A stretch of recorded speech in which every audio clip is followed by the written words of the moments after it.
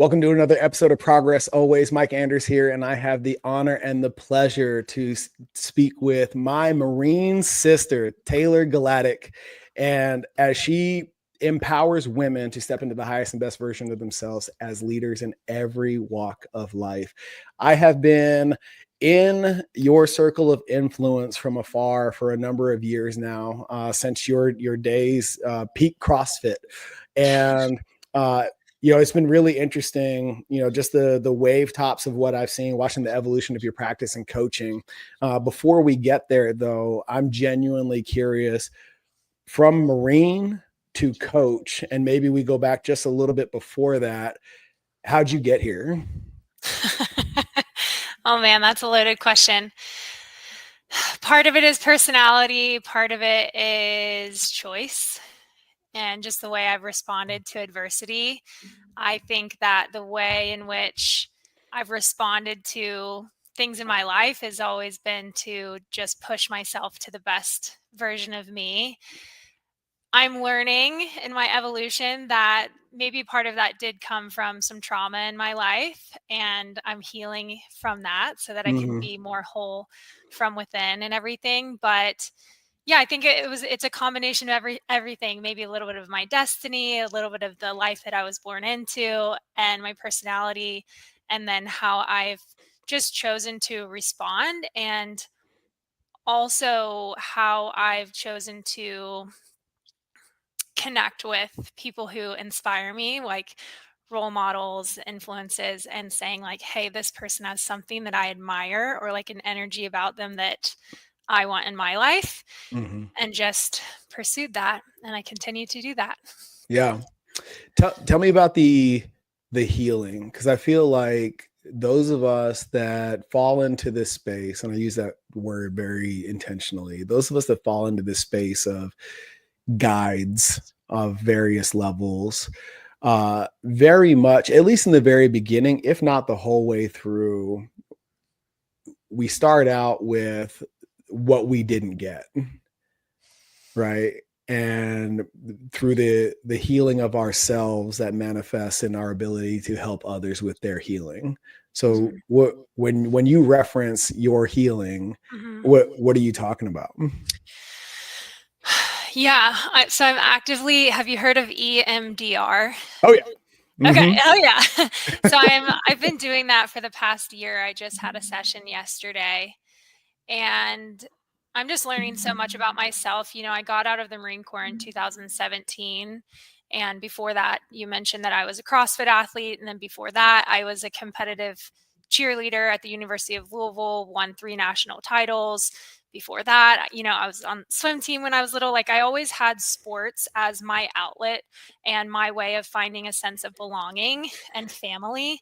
And so a lot of it for me goes back to my family of origin and the family I was born into. My dad was a Marine. My grandfather on my maternal side was a Marine.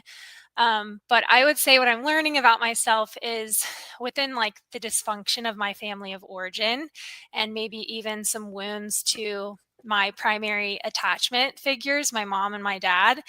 Those attachment wounds created my sense of self, my core beliefs about myself. So I operated from those. And that is kind of when I say back to my personality and my trauma, like, I'm a go-getter by nature, but part of that was also because I operated from this sense of I have to earn my sense of worthiness, or I have to earn love and belonging. And so now I'm 35 years old and I'm doing the EMDR, and I've been out of the military for a while now, and I'm realizing like, oh, wow, I have a lot to heal. And even though I've been guiding other people and coaching other people, part of that is also a trauma response. It's like, let me neglect my needs and myself and help everybody around me, right? And just keep performing and chasing and achieving. So the more that I heal, the less ambitious I become, and the more clear I get on where I want to put my time and energy and efforts. And I like to get really clear on my why behind my goals now. Is it is it coming from a healed place or is it coming from a wounded place that's a pattern and that's still seeking a sense of belonging or worthiness? And I want to operate from more of a healed place where I know my sense of worth and that I deserve love and belonging and all those things without striving for them. That is one of the most profound filters I've ever heard.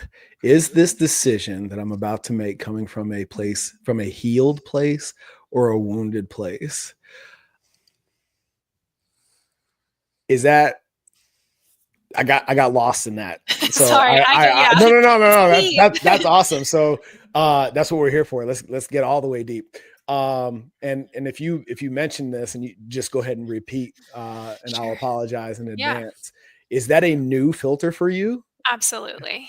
Okay. Yeah, that's from my therapist. Okay. I've been working with her for about 11 months now, and Mm-hmm. that's a question that comes up a lot with me lately. Mm-hmm.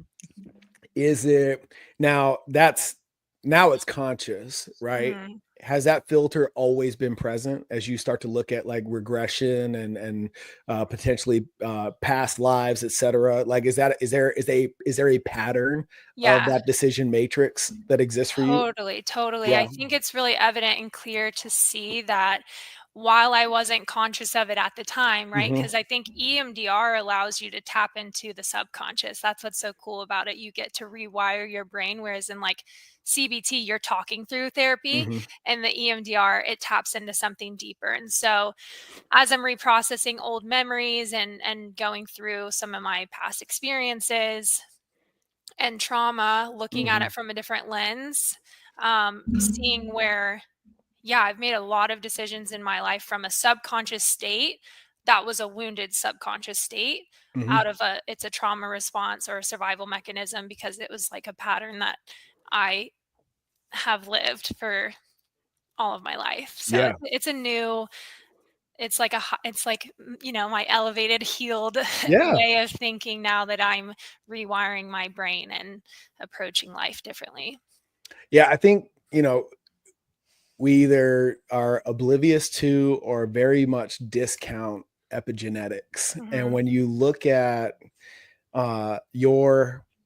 your perspective, that becomes, uh, to use your words, earning love, earning significance, right? That is very indicative of and of not only being raised by generational Marines, but like the Marine Corps ethos. Like everything is earned, nothing is Yeah, given. never given, Right? earned, never given. Literally, that is what it is.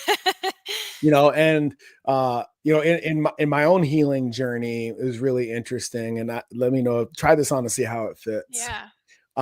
What I found to be my life's greater mission is to help people lead through peace and love. Hmm. And there was energetic conflict in my word codes. So you would say something, and I would tune into the blind spot or the missing link or whatever, and I would use language like, "Can I challenge that?" Hmm. As a means to get your permission to engage in whatever we're going to talk about. Hmm. And it was then uh, observed for me that if my greater purpose and mission is peace and love, and I'm using language that incites conflict on any level, genuine as it may be, and with the most positive spin on it possible, it's conflict nonetheless. By in creating that friction, am I moving away from that mission or towards it? And that, much like your decision Yeah. making of healing or wounded, it's like, oh, I'm gonna have to change the way I thought completely. But I love that level of awareness because you're like, words mean things. Hmm. And we talk about that in the Marine Corps too, like words mean things. So as you're saying, can I challenge that? And that incites a level of like, let me put on all the armor and the gear to go to battle for this one. It's like, how might you reword that to me? I would say like, how can I meet that with curiosity? Hmm. And that Yeah. is a gentler approach. Or how might I observe that or be Hmm. compassionate towards that? Or Yeah. what might be a different perspective or lens to view that Mm-hmm. from.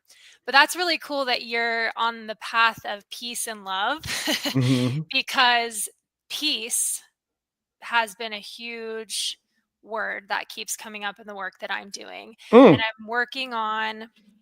me working more. on a speech. I'm the keynote speaker for an event in June that's called Salute to Sisters, and it's an event for women veterans and business leaders and stuff like that. And the title of my discussion is called Performance to Peace. And Ooh. unpacking this room of high performing Mm. women who strive and hustle and take care of everybody, but asking them, like, when is the last time you checked in with yourself? Like, what does it feel like to be in your body? How is your inner world? What are your inner priorities? And my hope for the impact that I'll leave on that room and for those women, what I want them to think and feel is like, you deserve peace. You deserve Mm. love, like Yeah. without having to earn it or work for it. Yeah. And just like the word shalom, shalom, shalom, being Mm-hmm. perfect peace, Yeah. just keeps coming up. And it's like, it doesn't matter what's going on around you. Like the world's always going to be chaotic. Your family of origin is probably not going to go to therapy. There's always going to be that chaos, but realizing, okay, I deserve love and I deserve peace. How might Mm-hmm. I go about not just coping and managing with my struggles and putting band-aids on things, but Mm-hmm. getting to the root of my pain and holding up a mirror to like pull back all of the illusions and all the things that I've clung to for safety Yep. in terms of like putting on the uniform, my identity as a Marine, or my achievements or my roles or my titles. Like those things are all external of you and outside Mm-hmm. of you. They're an extension of the work that you do. Right. Right. But underneath it, like you're a human being with a soul.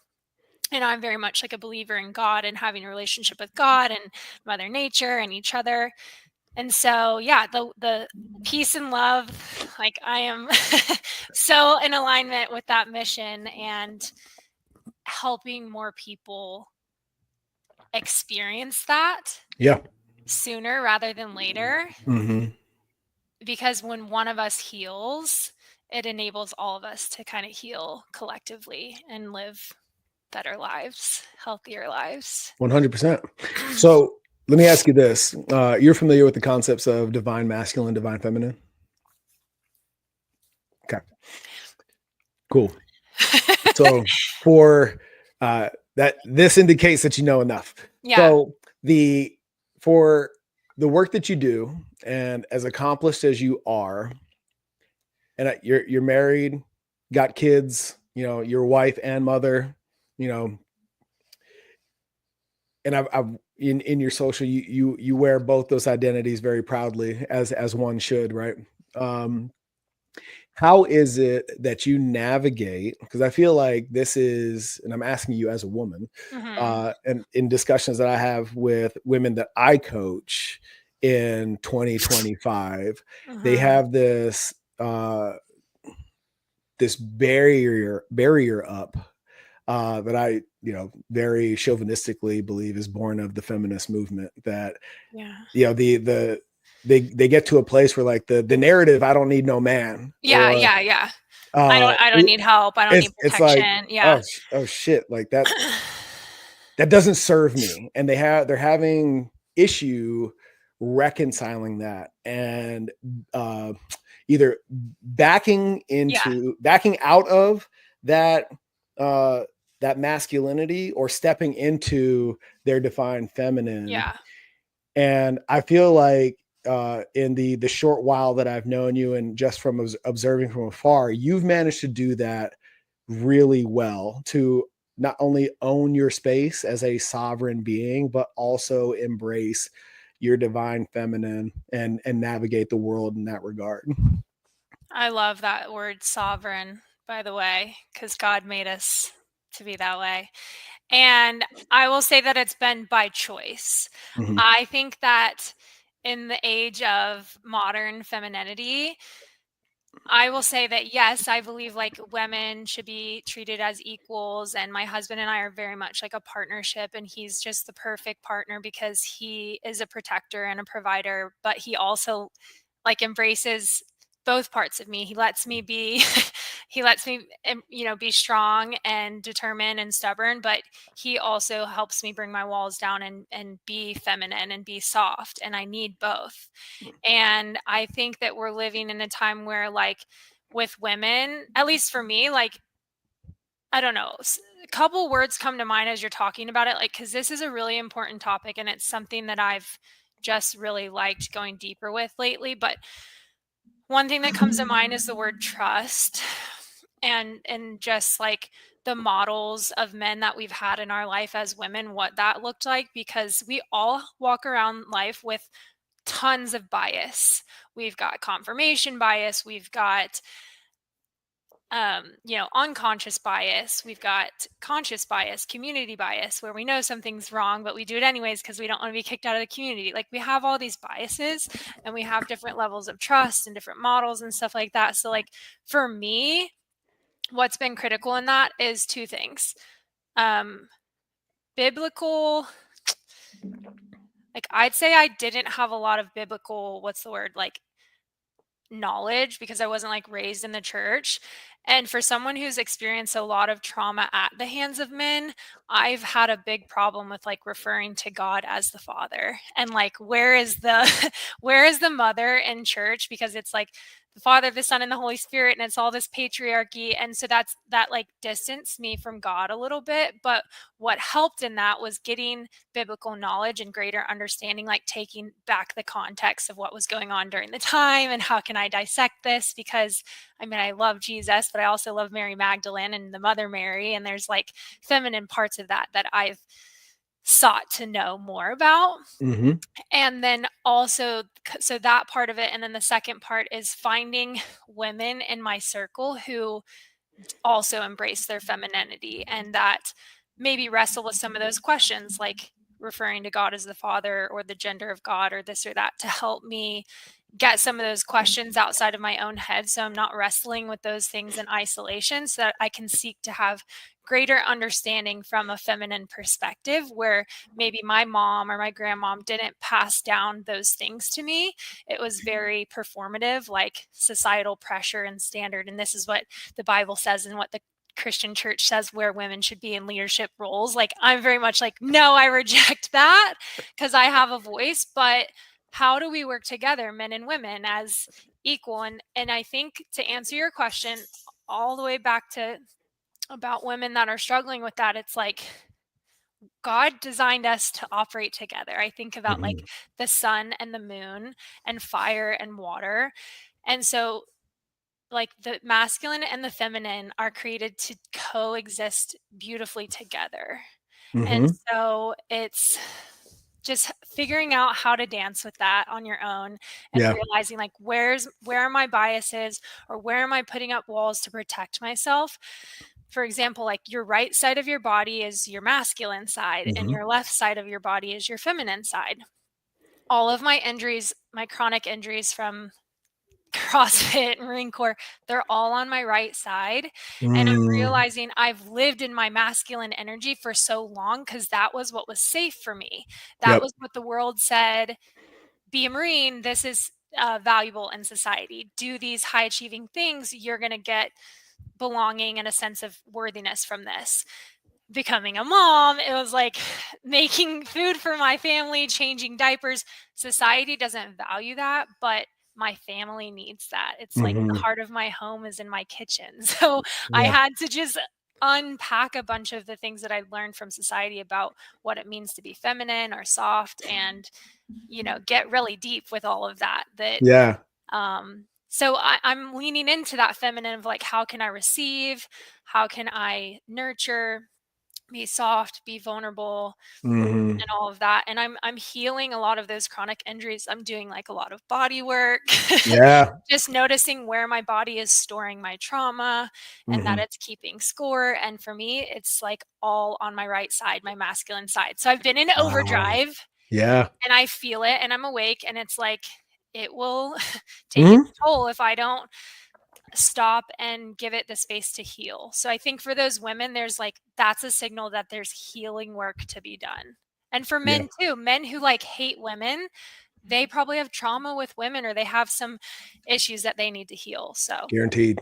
that's a long answer to a big question.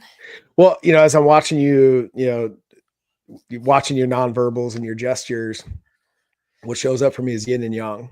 Yeah. And the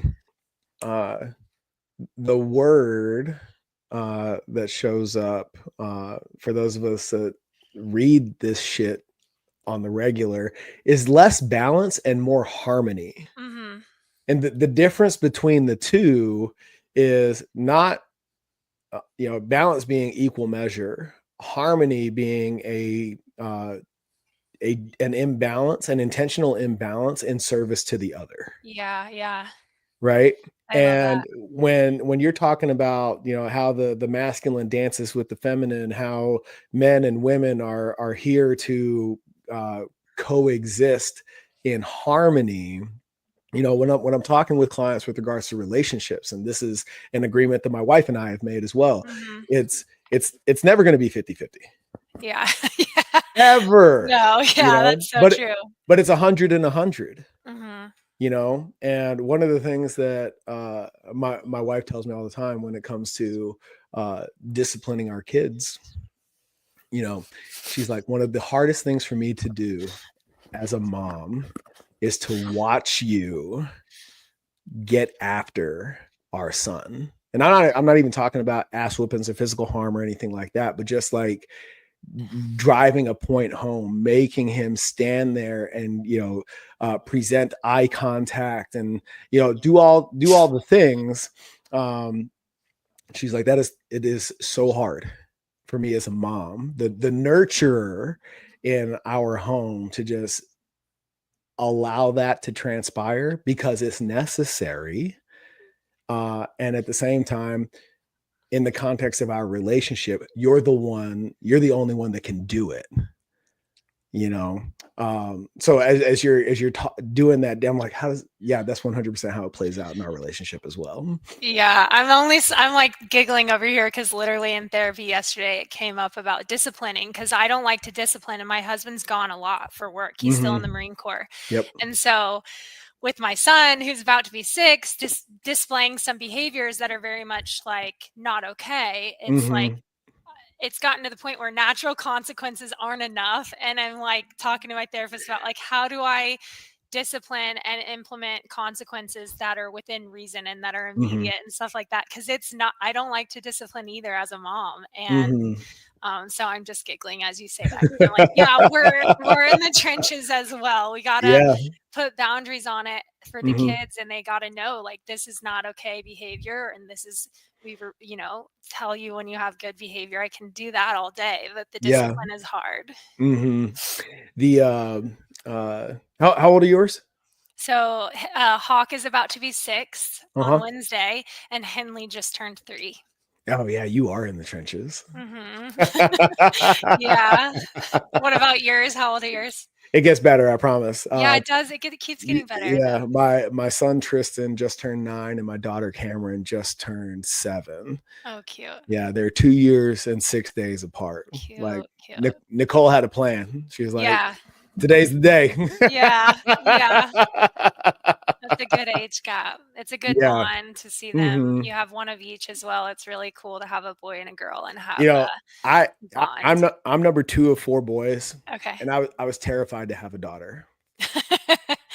Because the raising of a daughter is like, there's no more unfamiliar territory for a man than that.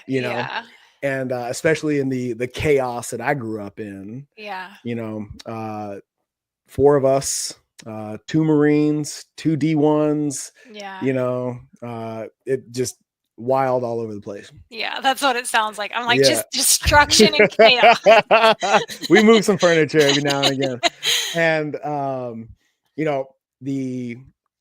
what they say, I am a firm believer in what they say, in that every man wants a son, but needs a daughter.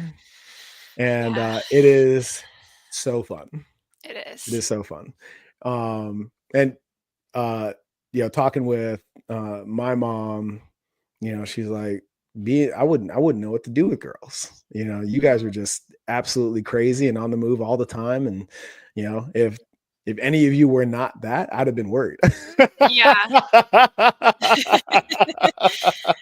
That's too good. Yeah. Yeah. And your mom's a saint. 4 boys, man. I mean, God bless her. Oh what a yeah. feat. What a feat. Like, I thought being a Marine was hard, and then I had kids, and I was like, "Send me on the ship.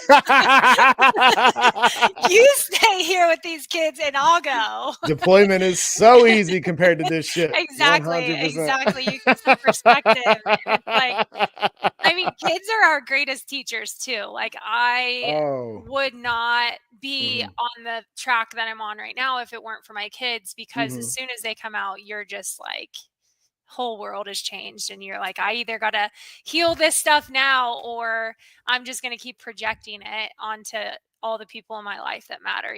The quote of like, if you don't heal what hurt you, then you bleed on people who didn't cut you, or something like that. Ooh, I love that. I love Yeah. that. But that also goes back to what you were saying, going back to this whole masculine feminine thing. Uh whose opinion really matters? Is it your societal bias or your family bias in terms of you being willing to step away from all that masculine that served you to a point? Because nobody, good, bad, positive, negative, traumatic, or otherwise, nobody continues to walk on a certain path unless they're deriving some kind of positive feedback from it. Right. Right. So there's no doubt that, all of that right side masculine tendency served you Sure. to a great extent in your journey. So let's not discount that. Sure. Yeah. However, you start to have kids, you get Yeah. married, right? In no particular order, whatever. Right. And it's like, oh wait, all that shit about, being a Marine and achievement, like, I don't care about that. What I really give a shit about is how my husband sees me, how my kids see me. Mhm. And a lot of shit changes when you start looking at it from that lens. Has that been Yeah, I mean, it's part not even how they see me, it's how they experience me, because better? Yes. they're the ones who, if I'm disassociated and I'm physically in the room, but I'm not in the room, my kids don't feel a bond or a connection to me. And Mhm.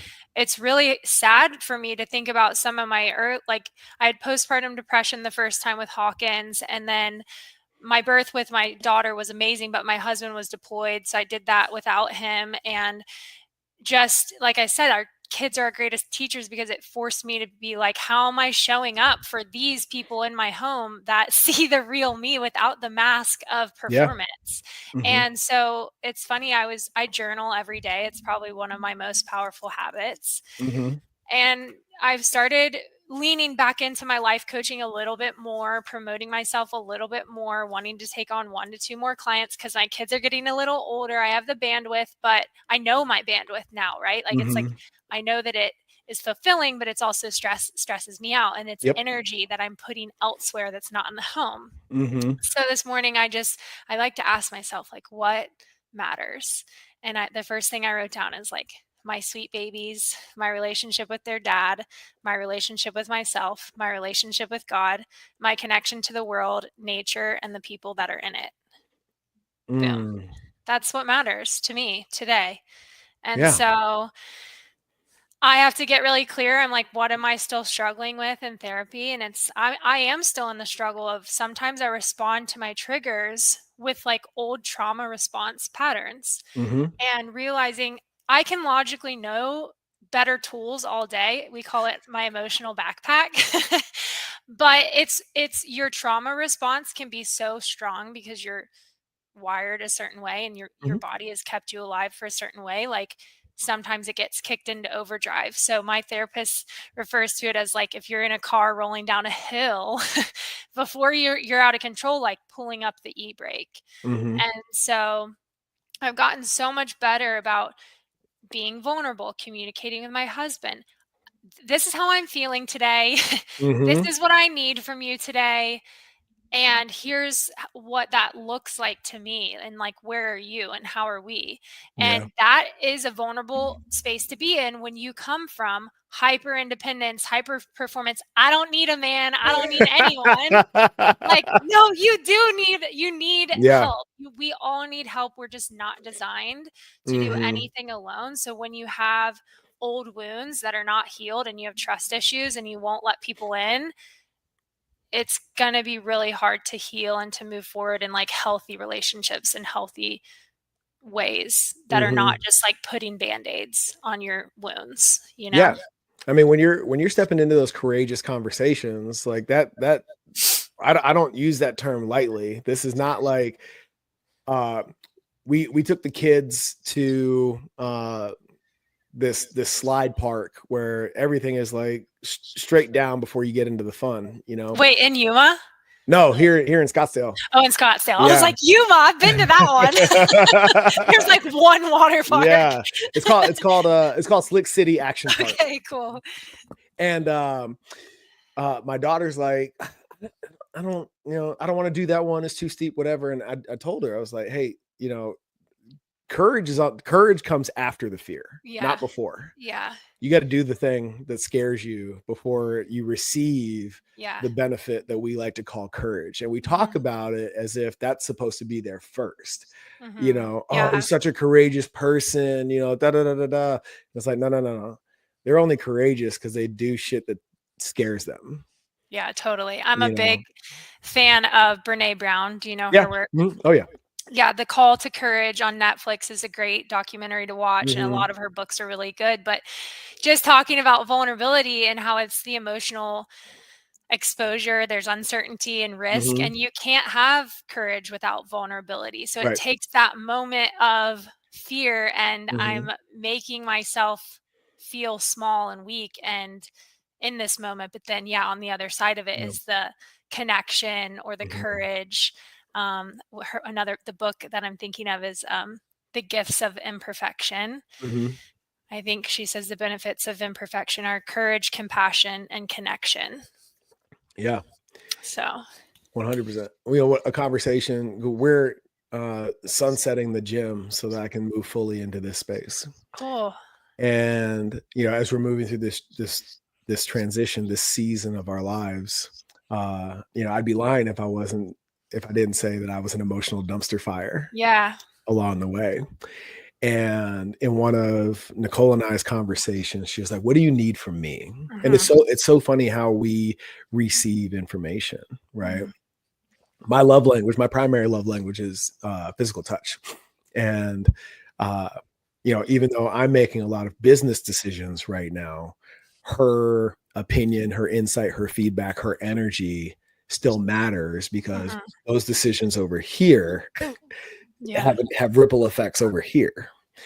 And my answer to that was more physical touch. And as we engage in these conversations around these decisions, don't hold back or mince your words as a means to protect my feelings, because that doesn't serve me and it doesn't serve others. And her immediate response was, am I not doing those things? And I was like, no. I'm answering the question directly. Right. You asked me what I need from you.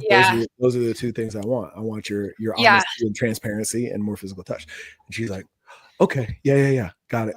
And to your point, about being vulnerable, when you can get beyond what's really helped me in that regard, because an earlier version of Mycal, even though my wife and I have been together for 12 years now, married for 10, an earlier version of Mycal would have come up with something completely esoteric and off the mark just because it was more comfortable. Right? And not as honest. 100%. Or maybe even you didn't know back then what you really need because you're disconnected from that, right? Yep, absolutely, totally. So but one of the things that's really helped me in that endeavor is reconciling the fact that her response to my answering that question is not my responsibility. Yeah. And if I'm willing to just at the very least stand in my truth and Yeah, answer that question honestly, regardless of what comes back to me, I will feel better. totally. And because that's where, I mean, okay, like the truth will set you free, da da da. There's all these quotes about the truth, but it's like so true. Like, Mhm. stand in your truth, live in your truth.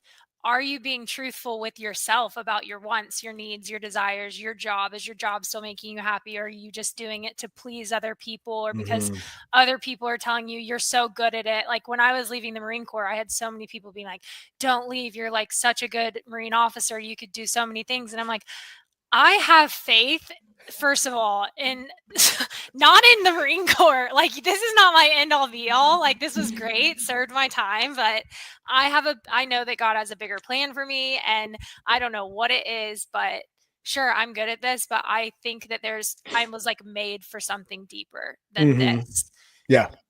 and it's funny because I was talking to my therapist yesterday too. She's like, yeah, husbands love a good cheat sheet. And I said, no, it's funny. I actually wrote my husband a cheat sheet because sometimes for me, writing things down or texting him things is easier for me to communicate something vulnerable than saying it face to face. And then he'll read it and receive it. And it just takes the tension, like some pressure off of me.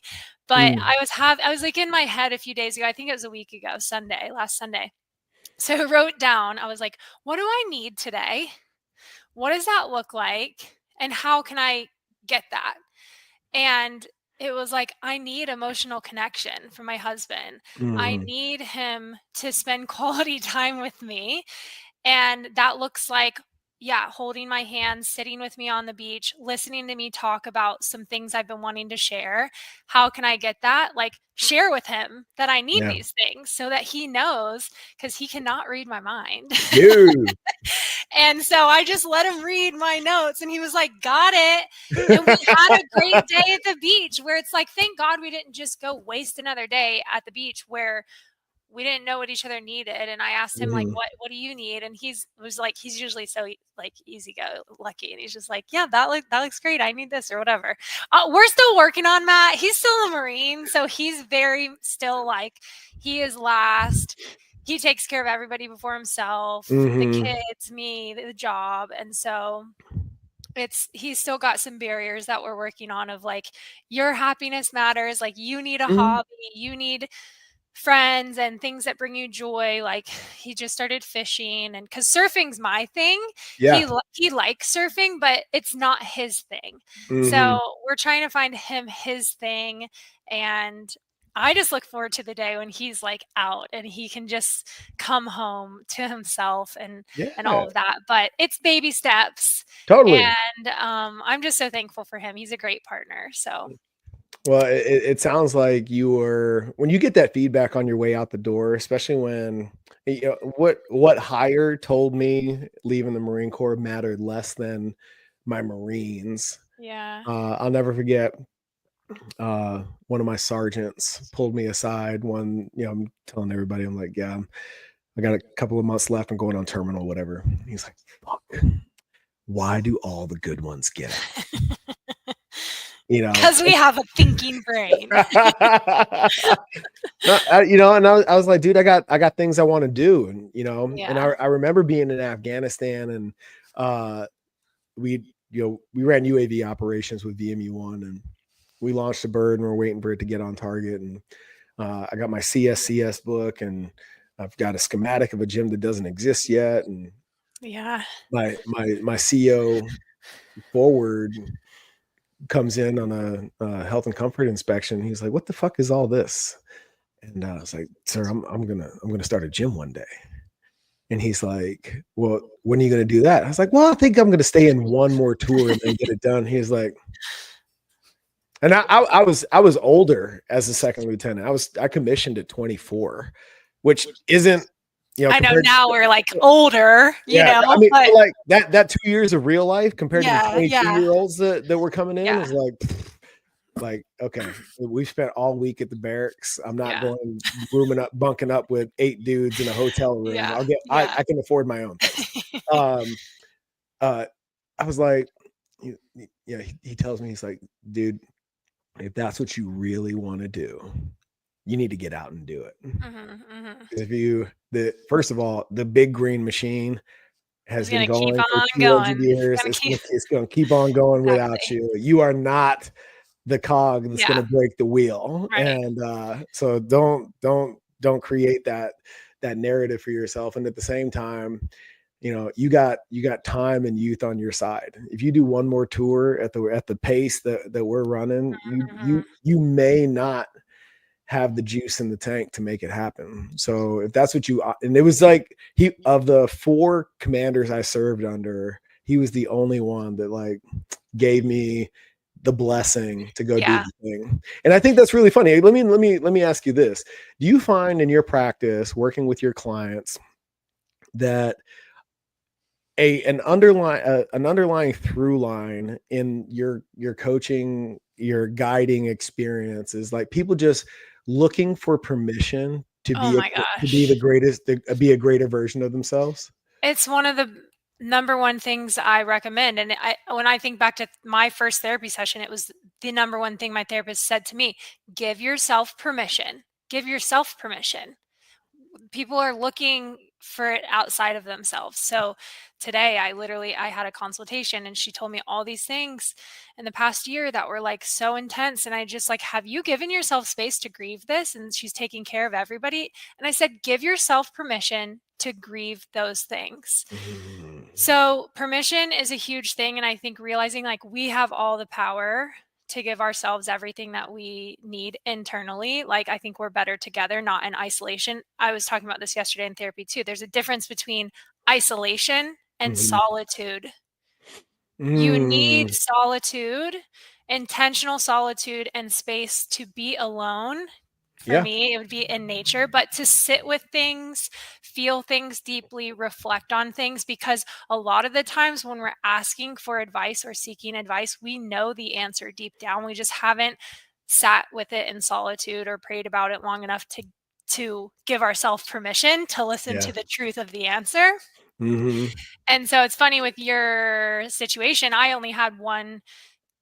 He was like a Bravo company commander, and I was slated to deploy with them, and I was going to have to extend to go on this deployment. And I was like, I know the Marine Corps, like, I don't know if I'm going to extend for this deployment and then maybe not go on it.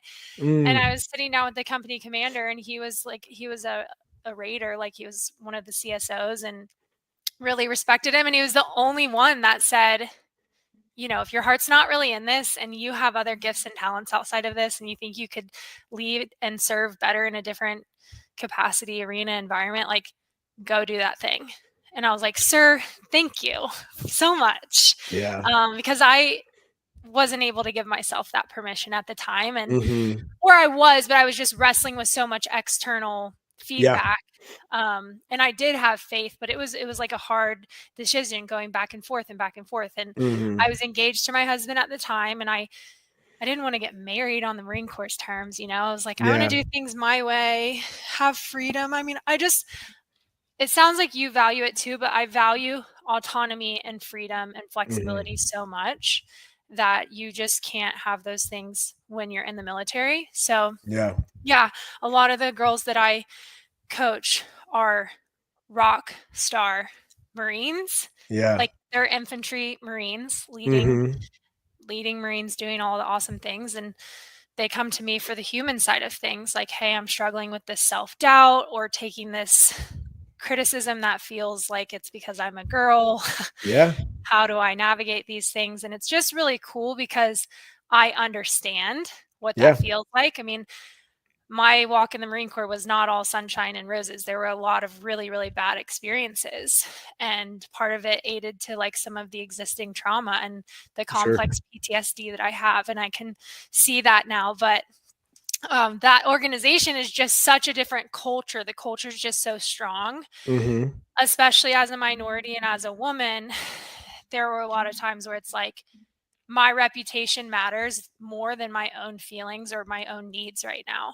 So I'd rather not report something or tell somebody the truth of what just happened, because I don't want people to see me as weak or give them more evidence to support that I shouldn't be in this room. It was always interesting when we were in TBS. And both my parents were career Air Force. They both did. My mom served for 26 years, retired as a full bird. My dad's a Wow. Mustang. My dad was a Mustang, did 20 years to the day and retired as a Wow. captain.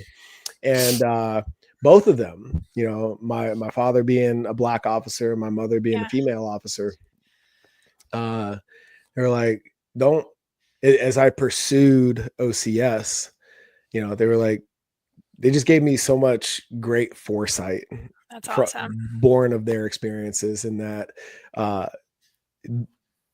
do not walk in the room with that conscious awareness of being the only.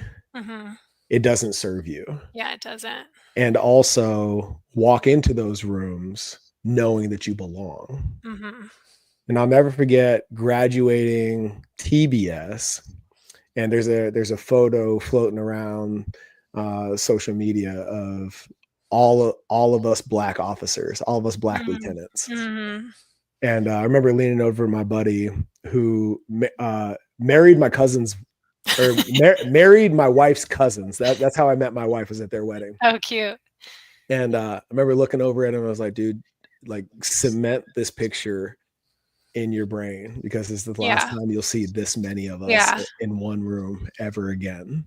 And he's still in. He just picked up Lightbird, and he's like, and we check in from time to time, and it's like, he's like, damn, dude, like that's still real.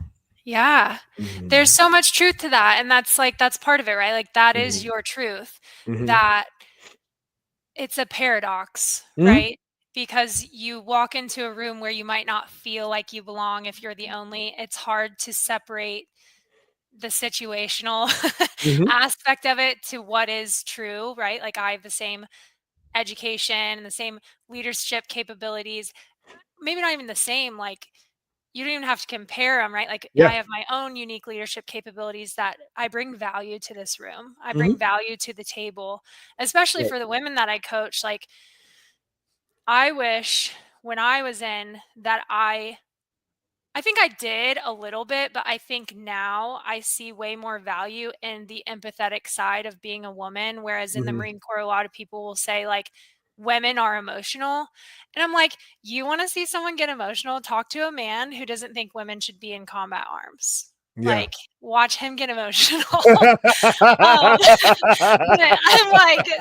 like empathy, being able mm-hmm. to understand where people are coming from. And I don't know, there's just like the emotional side and the psychological side of leadership are so critical to getting mm-hmm. people to do things that they don't want to do, right? Because that's what you do as a leader. You're like, mm-hmm. here's where we are. Here's where we need to be. We're going together. Here's how we're doing it. And they don't want to do it. Like, they're like, we're tired. We don't want to, whatever. We're complaining. Like, okay. At the end of the day, I think like the strategy for that for me as a leader was, mm-hmm. I loved the quote that is, people don't care how much you know until they know how much you care. Yeah. And so it wasn't a weakness for me to show my Marines that I cared or ask how they're doing outside of work or whatever. And those are the relationships that to this day still matter. You know, like what I took with me from the Marine Corps were a ton of intangibles, a ton of obviously education, training, experience, great stuff. The mm-hmm. most valuable thing I took with me from the Marine Corps was the relationships that I built with people who were from all over the world and just so mm-hmm. amazing. And then getting to reconnect with those people and sitting down, like I sat down with one of now he's a chief warrant officer, which is like also so cool. Cause one of my greatest accomplishments is when I left, I was the logistics officer for the battalion, and all of my Marines in my section were in school, like in continued education, taking a college course or something. Mm-hmm. So he ended up going to TBS, becoming a chief warrant officer. But when I was his OIC at the time, he was going through a divorce and a custody battle. And I didn't know how bad it was, but like I would check in on him. Mm-hmm. And so when I met with him later, a few years ago, before we left California, he was like, you saved my life. Like I was going through the darkest time of my life, mm-hmm. and you checking in on me, letting me leave work early to go get my kids or take care of this, and not letting it affect my reflect his fitness reports and stuff. He was like, mm-hmm. you we're just such a compassionate leader, and da, da, da, da, and I'm like in tears, like, oh my gosh, I don't Yeah. know. I was just taking care of you at the time. Like, you were an awesome Marine going through a hard time. I didn't know it was that hard. So, Yeah. you know, you just never know. Like, and he was Black as well. So, Mhm. being able to connect on some level of like, we have some shared struggles and stuff, working up against people's bias and Yeah. whatnot in an organization that I will say is like predominantly white men. Mhm. Right? Like when I went to Georgetown, I was like, whoa, there's like women in here, there's like Black people in here, people, Hispanic people, everybody's speaking different languages. I was like, the Oh, yeah. diversity in here is rich. And I had Mhm. not experienced that coming out of the Marine Corps. So Interesting. Yeah. Yeah, very yeah, yeah. valuable. I think, uh, in our, JJ Tid Tie Buckle, Yeah. I think empathy needs to be on that list somewhere. Yeah, You it's know, powerful. the it's the way that I teach leadership now is now on the radar at the Thunderbird School of Global Management, because the way that we're taught and the way that we celebrate leadership is very much born of a World War II. The boys are coming home and they're combat Yeah. leaders, now business leaders mentality. And the ethos of mission Marines than me works to serve the mission of the Marine Corps. When the bullets are flying, the bombs Yeah. are dropping, and the decisions are needed at the speed of life and death, Yeah. it works and it is supremely effective. However, it is not great in the promotion of longevity and Mhm. in leadership over the long term, especially out here in the civilian world where things are Yeah. not moving at the pace of Right. life and death. It creates liabilities, not assets, out of leadership. Absolutely. And to your point, when was the last time that you made space for yourself or made yourself a priority in Yeah. next level speak?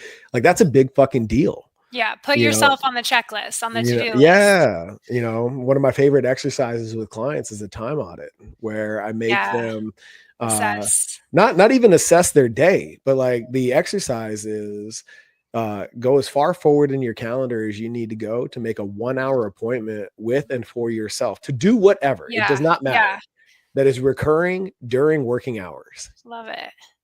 And it's like, oh Hard my for God, them. It's hard for them. It's hard. and I did this in a workshop at Thunderbird, in a entrepreneurial negotiation cohort. And this guy had to go 13 months ahead to do Whole that. year. Wow. But it creates that emotional connection, like, holy shit, And the what am I awareness. what am Yeah. I doing? And then, that awareness then facilitates the work that actually needs to be done in terms of delegation and elimination. What Yeah. meetings don't I need to be in? Yeah. Where could my time be better served, et cetera? And just literally in the matter of 60 minutes, we were able to condense that Yeah. 13-month timeline down to 3 weeks. That's awesome. It's like, That's so powerful. Yeah. Well, a lot of leaders are trying to control everything and micromanage mhm. everything and be in the room. And it's like, that's also not leadership. Right. You need to Mhm. be focused on the top decisions, and your energy needs to be in the most important spaces, and you are part of that because you as the leader have to fill your cup to be able to serve to other Mhm. people. But I agree. I always said, I mean, and I didn't deploy and serve in combat, but I went to SEER and I did all the training, and Yeah. was training for the real deal and everything. But to me, it was always like, take care of the Marines and the Marines will take care of the mission.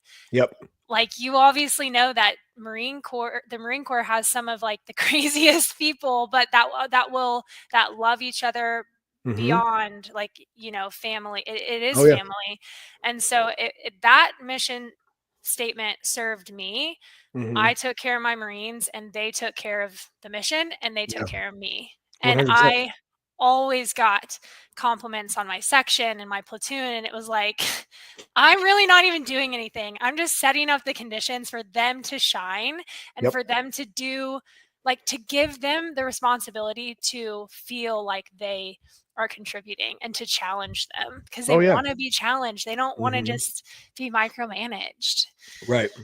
Mhm. So what a privilege it was to be a Marine too. Like, I'm so glad that I'm not anymore, but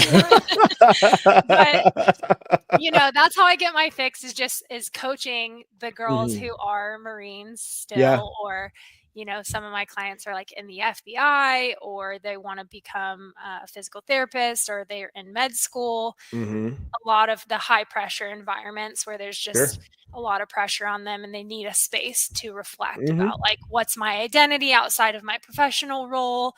What qualities, characteristics, and traits do I want to show up with as a leader? What are my values? You know, like the classic one is when I get a client and they're like, honor, courage, and commitment. And I'm like, that's great. But that's You're not in the Marine yours. Corps, but that's not, like, yeah, those are not your personal values. Like, what are your personal values? What is your personal mission statement? What are the unique gifts that you bring as a leader? Because those are things that nobody else can be. Those are things that other people can't replicate. And Right. when you realize, oh, these are my natural strengths, or Yep. this is what I'm best at, like, lean Mm-hmm. into that. Stop Yeah. trying to be a small man and be like the leader that this dude is being. Like, I can tell you, it was not effective for me to raise my voice, be aggressive. None of that. None of that. Mm-hmm. Yeah. Like, what worked for me was being my silly self, coming and being authentic and lighthearted, but holding Yeah. boundaries and being Mm-hmm. clear on the priorities, being a good communicator, and Yeah. beating everybody at PT. I always beat everybody. You know, I could like really hold my own. I don't know about now, but like that earned a lot of respect too. Yeah. So it was Well, fun. you know, you're definitely an outlier in terms of females in the gun club that is the Marine Corps, in that there's no question, because that's always like the thing, right? Oh, could she drag a 200 Oh pound yeah. man over the wall? Blah, blah. Like, you could. So shut the fuck up, you know? I Uh, know. and I like so so that's funny. it's so funny, man. The oh, well, I was gonna ask you something.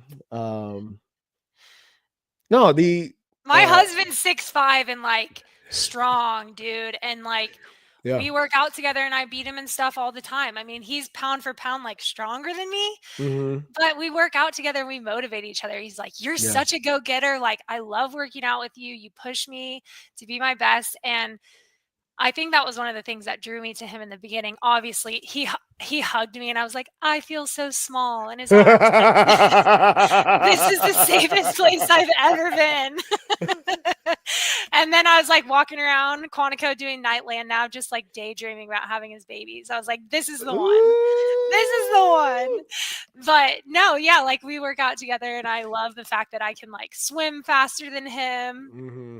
Depends on the distance for sprinting, but like he is your typical like 6'5" poster boy Marine, and Yeah. I hold my own with him. So that's what's cool too. I don't think the world has seen a lot of women like me, but there are a lot of Oh yeah. women like me out Mm-hmm. there. And Totally. I don't do CrossFit anymore. Like, I don't do as much of the intensity and the volume. I'm very much in a recovery and a rebuilding phase after having kids and being a high performer. Yeah. So I do like strength training 4 days a week, low impact stuff. But there are just some really strong women who are very competent and very physically capable. Mm-hmm. And it is a whole nother discussion. I don't have black and white opinions about women in combat arms and stuff. Like, Mm-hmm. I just think there's a lack of research and a lack of evidence. And Yeah. I mean, I can even say as a woman, I don't like love the fact that my husband would deploy with women no matter what MOS they are. But like, that just means we got to improve our communication and our trust and everything, right? Yeah. Mm-hmm. But I think there's a definite like chemical attraction between men and women, and it's just like Mm-hmm. there's some factors there, but I think there's like really strategic ways to implement Yeah. competent, capable Mm-hmm. women in various capacities within our military, and they are absolutely a lethal asset. And especially as our culture and our just society is changing with how many kids are on ADD medication, like how many people are even physically qualified to join. Like, women are becoming a more qualified population than the boys are, Mm-hmm. or the men, like out of high school and stuff. I remember talking to General Walters, and I was doing my research at Georgetown on challenges that women leaders face in the military. And he was talking to me about talent management and retention and recruiting. And my husband's doing recruiting now, so he's in the high schools and like sees the kids and stuff. That is not an envious job. Yeah. So it's just like, it's, that's a whole nother topic, but like, I just encourage for men and women, like, I think to go back to the feminine and masculine natures of everything, like whatever environment we're in, whether it's coaching CrossFit together, leading Marines together, raising kids together, it doesn't matter. It's not a you versus them mentality. It's like, we're doing life together as human beings, and we have different unique assets that we bring. And the sooner we can realize that we complement each other, the better off the whole team will be, right? At the end of the day. So no, 100%. And, it is in any leadership capacity, the more centered you are and the more aligned you are with your presentation of said leadership, the more those that you lead will follow. Yeah, they feel it. It doesn't matter if we're talking Marines, we're talking about your team out in your respective organizations. Like, if you are acting anything other than authentic, you will be found out. Right. Like, that is not you. Right. And I think that that's something that I've noticed in my leadership practice is, people struggle to be who they are as leaders. Lord knows I did for a really long time, because I am team and people driven, not task driven. So anything that wasn't front, I would challenge myself, because I thought that was what being a good leader was, because I had to do so much shit that was not in that genius as a Marine, paperwork and stuff like that. And I hated everything about it. And at the same time, I convinced myself in entrepreneurship that if my team bore witness to me, like skull dragging through programming or doing the books or whatever, they'd be like, oh, he's doing the hard thing, he's a good leader. As opposed to, as my awareness improved, if I just do the thing that I'm good at, that I'm amazing at, and then delegate the other stuff, and also fills my cup along the way, fuck, man, everybody's going to be so much better. Because the last thing I want to do is walk into a one-on-one after like just killing myself from the inside, back in the office doing admin. So I mean, that's a big reason I evolved Valkyrie Performance. I was like, I had a staff, I brought on other coaches and other women. And then I had my son, and COVID was happening, and I was depressed, and I was like holding weekly meetings with these girls, trying to grow, pour into them. And I was like, I do not have it to give to a whole team. And my life coach at the time was like, what's the one thing you're good at? Strip it down to that. And it was like, I was resistant when I started my business to calling it my name, Taylor Galadyk, because the whole, like, as a Marine, it's not about me or I. Talk about resistance. I can 100% relate to that. Oh yeah. So I was like, evolve it, let everybody go, tell them thank you for being part of this journey. It is changing now. It's going to be called Taylor Galadyk Life Coaching. I'm not going to have a team, and I'm going to open my calendars when I can, open my calendar schedule when I can, and do the one thing that I'm good at. So I don't have to like cancel it all, stop it all, or like keep grinding. Yeah. It was like, I just needed somebody to give me the permission, right? Yeah, there it is. So now, it's Taylor Galadyk Life Coaching, and I don't really have a team. And I just open my schedule on Saturdays and once a week. And I'm taking on a few more clients now, just because I'm feeling some of that energy come up where I'm desiring to. And I'm very aware of like how much of this is a pattern to stay busy, and how much of this is like, oh, I'm actually healing and setting a lot of boundaries. So now I have a lot more space and energy to welcome in some of this work that I've been putting on pause. Oh man, that's awesome. Yeah. Taylor Galadyk, everybody. Yeah. I'm grateful for you. I'm really happy that we finally got to connect, and I am excited to watch your journey evolve. Yeah. Same. Thank you. Yeah, I'm excited for you. Like, good for you for evolving all the stuff that you're doing and realizing, it's going to be a leap of faith and there's going to be a lot of resistance coming your way as you're making that change. But I'm Mhm. also excited to watch you evolve.